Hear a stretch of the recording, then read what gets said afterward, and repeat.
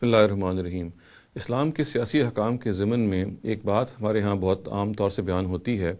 اور وہ یہ ہے کہ یہ ضروری ہے کہ مسلمانوں کے خلیفہ کے لیے، مسلمانوں کے حکمران کے لیے کہ وہ کرشی ہو، یعنی قریش کے قبیلے سے تعلق رکھتا ہو۔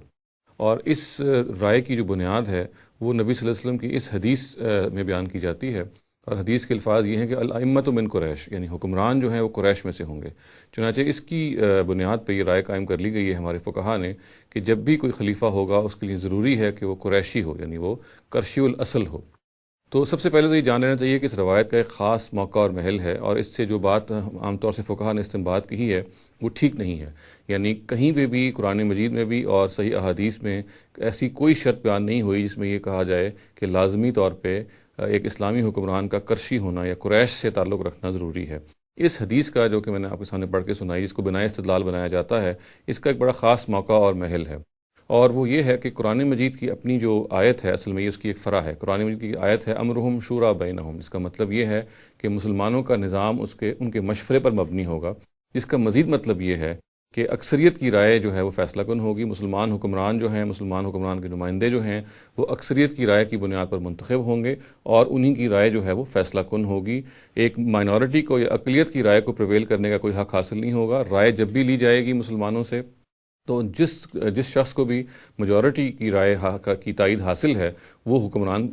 ظاہر ہے کہ الیکٹ ہوگا، اور اسی طریقے سے دیگر نمائندگان جو پارلیمنٹ کے ہیں وہ بھی اکثریت ہی کی رائے کے مطابق ان کو الیکٹ کیا جائے گا۔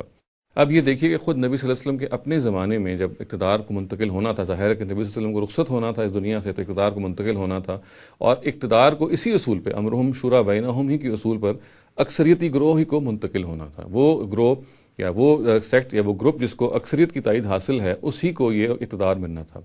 تو قرآن مجید کی جو اس آیت ہے امرہم شورا بینہم، اسی کی ایک اطلاق کے طور پہ، اسی کی پیروی میں نبی صلی اللہ علیہ وسلم نے فرمایا کہ الائمۃ من قریش، چونکہ قریش کو اس وقت اکثریت کی تائید حاصل ہے، چنانچہ نبی صلی اللہ علیہ وسلم کے اپنے بعد قریش ہی میں سے ائمہ یا قریش ہی میں سے حکمران کا انتخاب کیا جائے گا۔ یہ بات ظاہر ہے کہ انہوں نے اس وجہ سے کہی کہ اس زمانے میں مختلف جو مائنورٹی ٹرائبز تھیں، وہ بھی اس کا امکان تھا کہ اپنا جو خلافت کے بارے میں یا حکمران ہونے کے بارے میں اپنا کلیم پیدا کریں، یہی کہیں کہ ہمیں اس کو حاصل کرنا ہے۔ تو اس طرح کی کوئی سچویشن پیدا ہونے سے پہلے ہی نبی صلی اللہ علیہ وسلم نے یہ بتا دیا، اور ظاہر ہے کہ قرآن مجید کی اسی آیت کی روشنی میں بتایا کہ الائمۃ من قریش، گویا کہ چونکہ ان کے بعد قریش کو اکثریت کی تائید حاصل ہے، لہٰذا ان کے بعد جو حکمران ہیں وہ قریش سے منتخب ہوں گے۔ اس کا اصل میں مطلب یہ تھا کہ قریش جب تک میجورٹی میں رہیں گے، جب تک ان کو تائید حاصل رہے گی، اس وقت تک انہی میں سے حکمران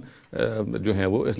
سامنے آتے رہیں گے، اور جب یہ معاملہ ختم ہو جائے گا تو جو بھی اکثریتی گروہ ہوگا اس کا کوئی نمائندہ یا اسی کا کوئی لیڈر جو ہے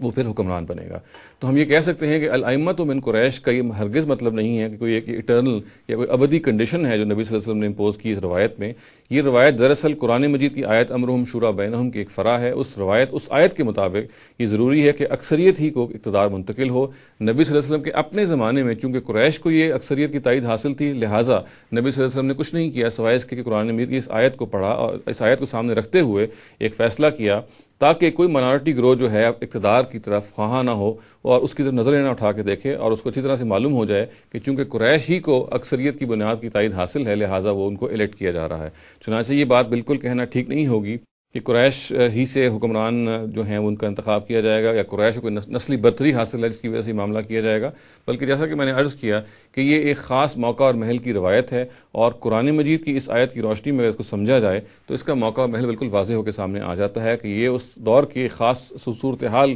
کا ایک بیان ہے جس کو نبی صلی اللہ علیہ وسلم نے اپنے اصلاح فانی اسلوب میں اس روایت میں بیان کیا۔ اقول قولی ھذا واستغفر اللہ لی ولکم ولسائر المسلمین والمسلمات۔